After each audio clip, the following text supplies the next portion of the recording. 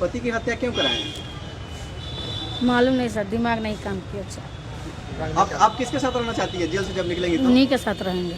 उन्हीं के साथ रहेंगे। गोपालगंज में एक बेवफा बीवी की हैरान करने वाली वारदात सामने आई है। प्रेमी के हवस में शैतान बनी बीवी ने अपने ही शौहर की हत्या करा दी और खिड़की से अपने सुहाग के लाइव मर्डर को देखती रही।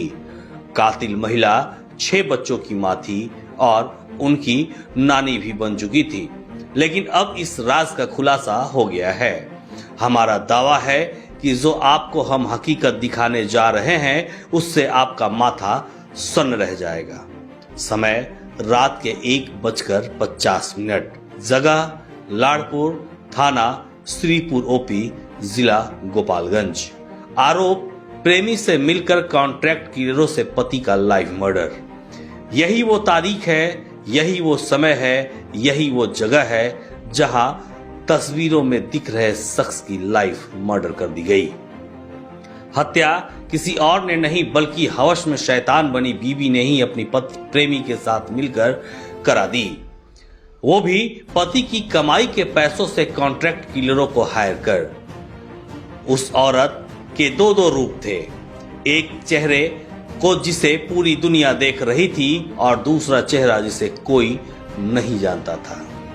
अपने ससुराल में एक संस्कारी बहू बनकर रहती थी, लेकिन वो घूंघट की आड़ में बंद कमरों में बदनाम रिश्तों को जी रही थी। बेवफाई का सीक्रेट खेल खेल रही थी। ससुराल वालों के पीठ पीछे धोखे का जाल बुन रही थी। आपको पूरी कहानी बताएंगे, लेकिन इससे पहले शौहर की लाइव मर्डर कराने वाली उस बेवफा बीवी को सुन लीजिए, जिसने प्रेमी के साथ मिलकर अपने पति की मर्डर कराने के बाद कैसे सीक्रेट खेल खेला था। से घटना घटल बा कब के? हमने के नहीं के मालूम बा। अच्छा, ई गोली मार दिया गइल बा?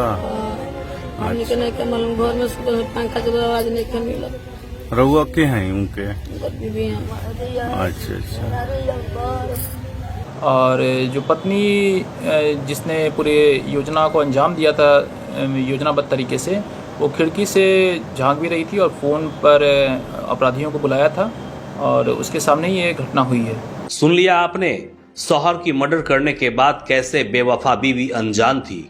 घटना के बारे में बताया जाता है कि फुलवरिया प्रखंड के श्रीपुर ओपी के लाड़पुर गांव में 22 मई की रात मछली व्यवसायी ईश मोहम्मद मियां अपने दरवाजे पर सोए हुए थे। उसी रात गोली मारकर हत्या कर दी गई।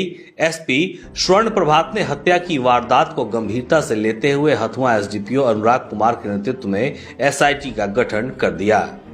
एसआईटी ने वैज्ञानिक जांच और टेक्निकल सेल की मदद लेकर जांच शुरू की।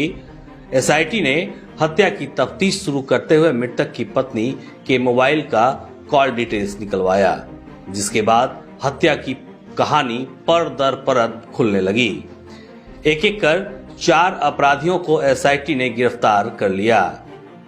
हत्या में शामिल दोनों कॉन्ट्रैक्ट किलरों के साथ आरोपी प्रेमी और कातिल महिला को गिरफ्तार कर लिया गया।